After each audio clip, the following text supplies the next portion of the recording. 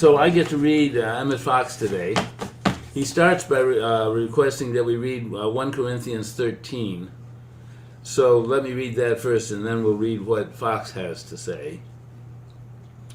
Now this is the Lamsa translation rather than any of the more common ones. Though I speak with the tongues of men and of angels, and have not love in my heart, I am become as sounding brass or a tinkling cymbal. And though I have the gift of prophecy and understand all mysteries and all knowledge, and though I have all faith so that I could remove mountains, and have not love in my heart, I am nothing. And though I bestow all my goods to feed the poor, and though I give my body to be burned and have not love in my heart, I gain nothing. Love is long-suffering and is kind. Love does not envy. Love does not make a vain display of itself and does not boast. It does not behave itself unseemly. It seeks not her own, is not easily provoked, thinks no evil, rejoices not over injustice, but rejoices in the truth, bears all things, believes all things, hopes all things, endures all things. Love never fails.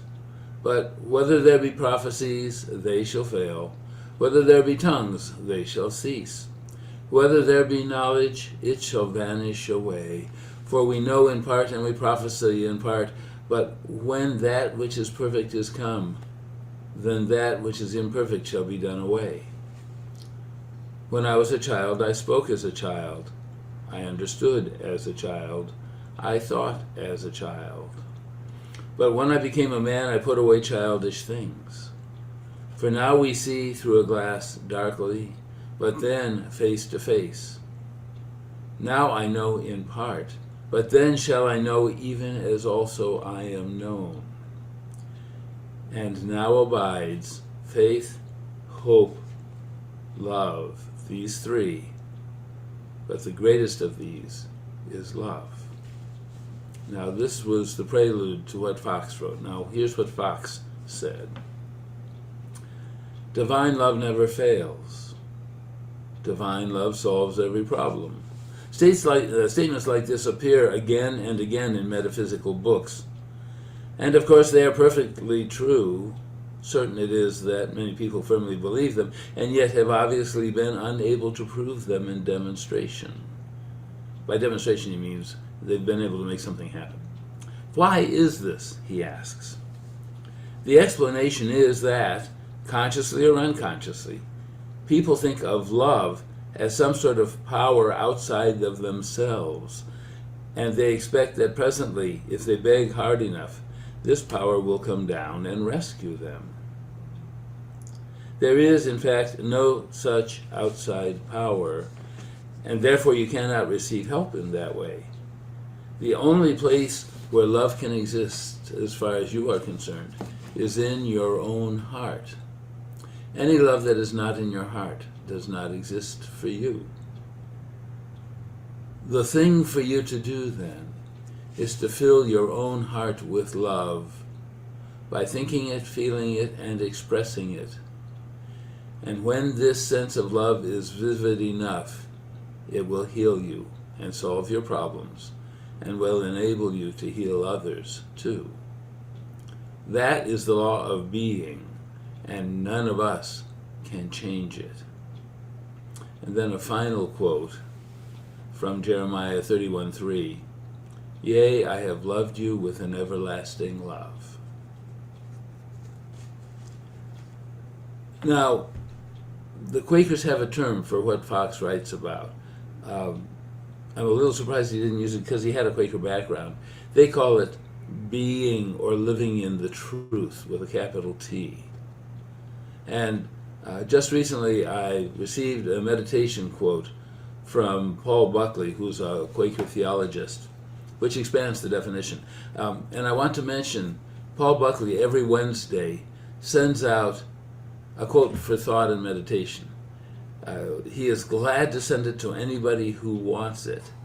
If you decide you'd like to receive something thought-provoking every Wednesday, just email me asking me to forward your email to him, and he'll put you on the list. It's wonderful stuff. So this is what he sent last week. And this was a quote from Brian Drayton and William Tabor, whom I do not know. To be in the truth, then, means that one can and will live out those standards of inward peace through outward gentleness, tenderness to all creatures, and the right and just ordering of human society. Now, it's fairly clear to me from what they've written here that they come from the part of Quakerism that is more intellectual rather than mystical. So I've taken that and sort of rewritten it from Fox's perspective and from our own community's, what I'll say is general beliefs. Yes, I understand all of us have different paths home, but I try to deal with something that incorporates most of what we believe at any one time. If it doesn't fit you, please don't take offense. I do try to recognize something broad enough that most people can feel comfortable with it. So here's my modification. To live in the truth means that one can and will live out all aspects of divine love, divine peace, and divine power, which show themselves in outward gentleness, tenderness to all creatures, the right and just ordering of human society, the lifting of the general frequencies of human existence, and the bringing of healings to all by accessing divine power and love that exceed human comprehension and capability. So, using that as a reference point, I want to take a look at, with reference to some of the conversations we've had recently on our Sunday evenings. I think we can say that most of us already accept that all existence is star stuff, is God stuff, that every bit of it has some level of consciousness.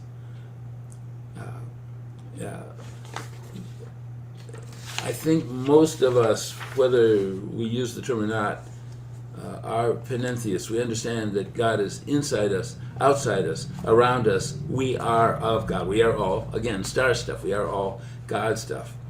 And Emmett Fox reminded us in his reading for this week that we must harness our internal divine love, divine power for healing ourselves, for healing our lives, and for healing all the rest of this existence, which is God stuff.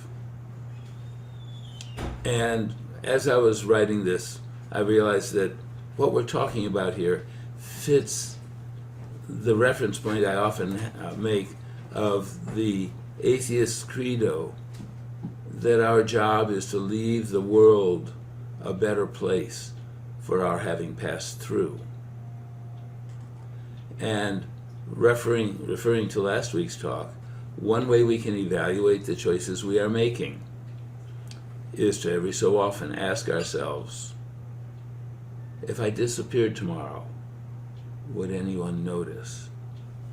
Now, Clayton Christensen, who I also referred to, I think, last week, in his article in Harvard Business Review, talked about this same question from a somewhat different perspective, and I'm going to read his last two paragraphs of the article. He talks about how he was diagnosed with cancer, and it looked as if he would not have as many years here on Earth as he had planned. And he said it led to some introspection. And then I'm reading directly from him now. I have a pretty clear idea of how my ideas have generated enormous revenue for companies that have used my research. I know I've had substantial impact. But as I've confronted this disease, he writes, it's been interesting to see how unimportant that impact is to me now. I've concluded that the metric by which God will assess my life isn't dollars, but is the individual people whose lives I've touched. I think that's the way it will work for us all, he writes. Don't worry about the level of individual prominence you have achieved. Worry about the individuals you have helped become better people. That is my final recommendation. Think about the metric by which your life will be judged, and make a resolution to live every day so that in the end, your life will be judged a success. Now, I don't want you thinking that this is a high bar that you can never manage. This living in being truth, contributing to the God stuff. And this week I came across some stories that might give perspective, that don't expect too much of yourself, but do look to the end. From something called Spirit Library, there was an article, when you see something, say something. And the one wrote, I slipped out of the hotel room pulling the door handle behind me to ensure it was locked. My husband, Michael, was sound asleep, and I wanted to enjoy a little breakfast before we headed home from a family wedding. Walking down the long hallway towards the lobby, I studied the carpeted floor, dark blue with little white stars. I thought about all the hotel hallways I'd seen in my years of traveling alone, and felt grateful to have Michael with me. When I entered the restaurant, I was met by a hostess with a warm smile. Let me seat you at a table by the window because the sunlight is lovely today. I thought to myself, a woman after my own heart. As I set my book and room key down in front of me, it was the perfect spot, a view that looked over a courtyard with a fireplace and cozy chairs. I thanked the hostess for her thoughtfulness and smiled at an older woman seated at a table behind me. Several minutes later, a couple arrived. As the woman sat down, the man approached the lady behind me and started a conversation. Wasn't that wedding lovely? He commented. Yes, she said. It was a beautiful day. By the way, the woman continued, thank you very much for asking me to dance. It's the first time I've done so in nearly 10 years since my husband passed, and it really made my day. They exchanged pleasantries before parting company and returning to breakfast.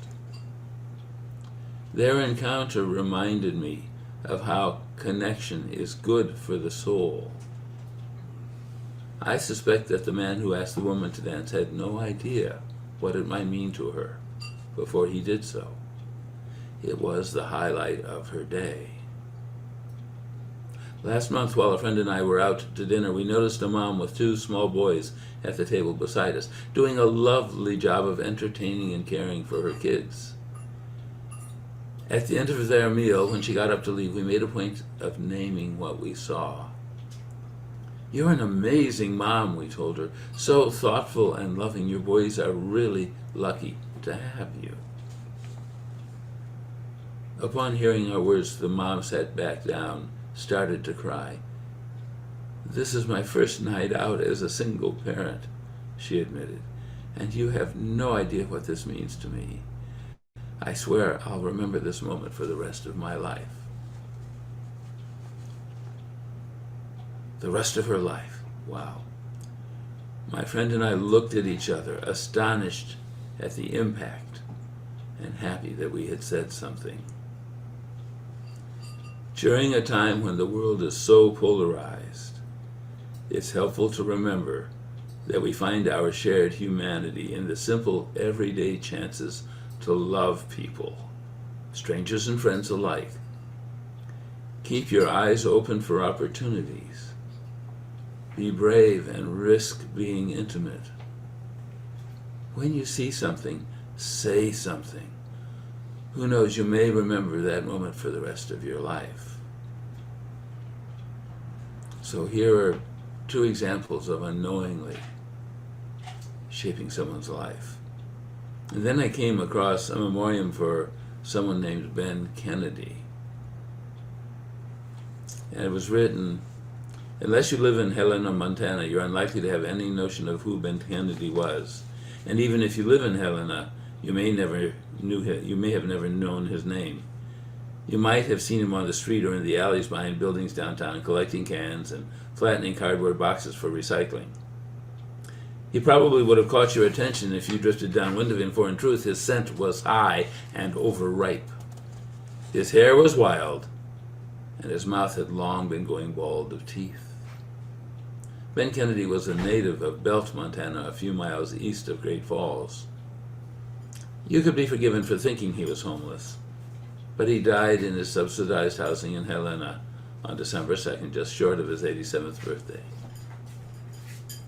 On December 16th, the anniversary date of his birthday, there was a posthumous celebration of Ben Kennedy's departed life at the Windbag Saloon. The party, crowded and filled with emotion according to reports, wasn't just to commemorate a perplexing local figure.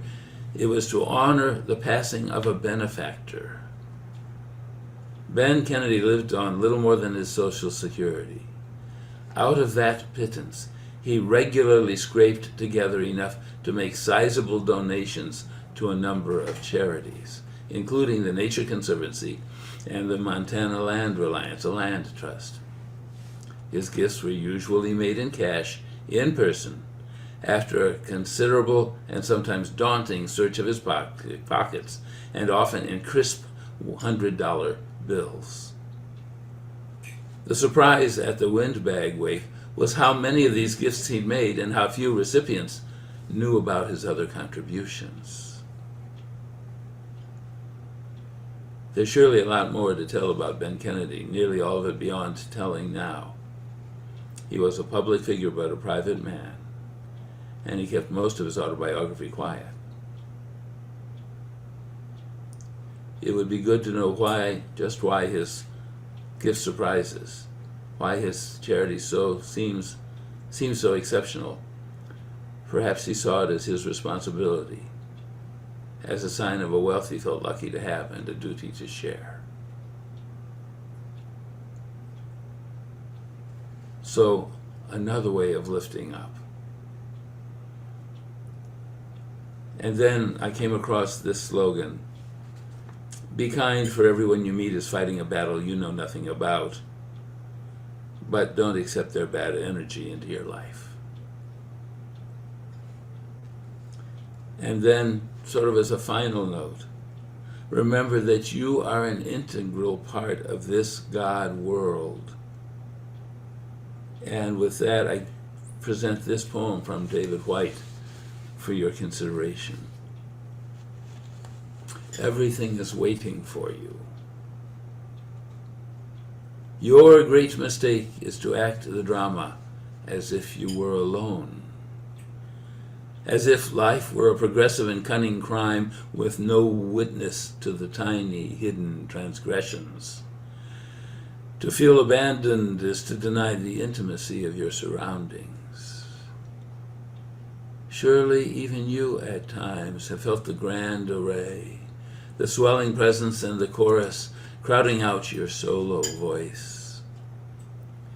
You must note the way the soap dish enables you, or the window latch grants you freedom. Alertness is the hidden discipline of familiarity. The stairs are your mentor of things to come. The doors have always been there to frighten you and invite you. And the tiny speaker in the phone is your dream ladder to divinity. Put down the weight of your aloneness and ease into the conversation. The kettle is singing even as it pours you a drink. The cooking pots have left their arrogant aloofness and see the good in you at last. All the birds and creatures of the world are unutterably themselves. Everything is waiting for you.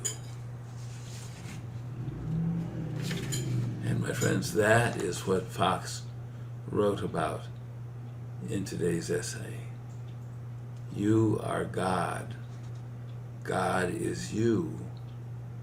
You are this universe and beyond. And all of it is you and waiting for you.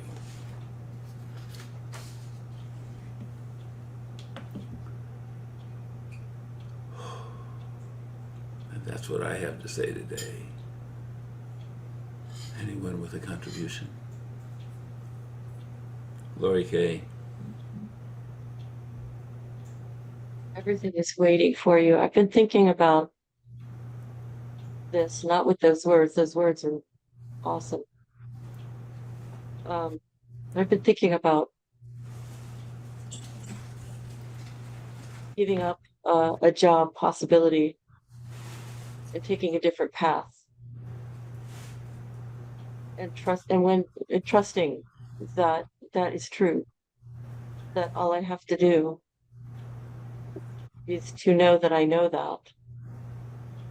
know that it's there, to know that I'm supported, to know that I've done all I can do to make sure that the supports that I can see are there, and then to know that the rest will be taken care of.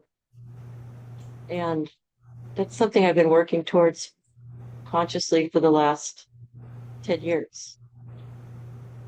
How asking myself constantly, how do I step into that? How do I challenge myself to live as if that knowing were my knowing and make it my knowing?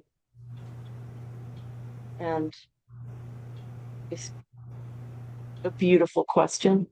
It's a beautiful thought. Everything's just waiting for us. It's such a truth. It's just waiting for us to activate it. I just love it. And I want something that's going to be coming as another talk, but it's relevant here. A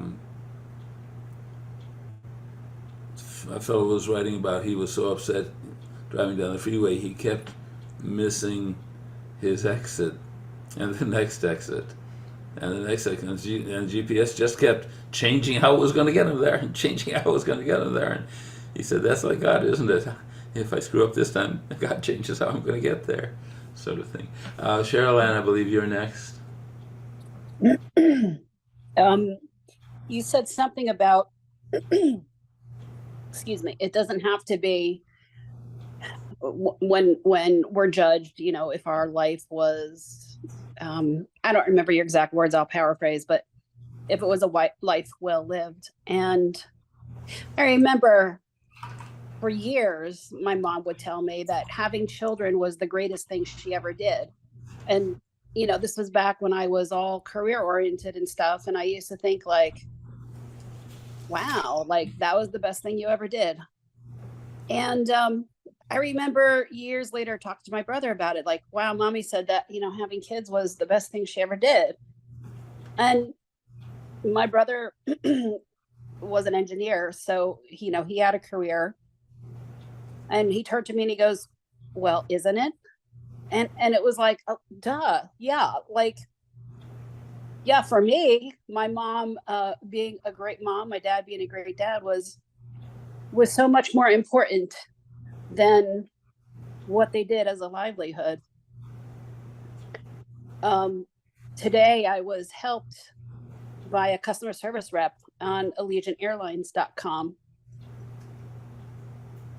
And he just did his job. But, you know, a lot of people don't do their job nowadays. And I've had problems with Allegiant. So I was so very grateful to this gentleman for booking my flight and applying my credit voucher and assigning my seats and like everything that he did for me.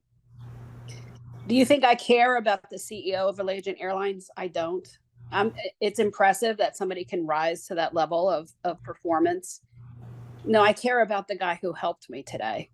You know, and in the pyramid of the organizational chart, you know, he's not even on there, that man. The CEO is probably at the top, you know, with the board of directors.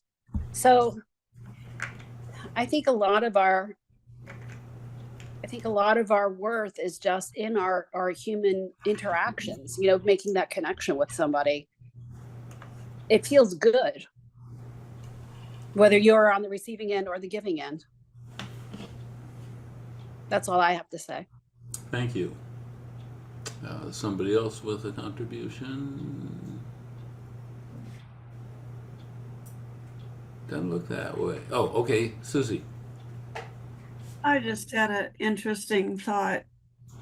When we look at what someone does for a living and judge them on that, and so many people nowadays, you have to get a college education. And why is that? Because those who do the trades do so much good for so many more people, one at a time, maybe. But without them, where are the rest of us?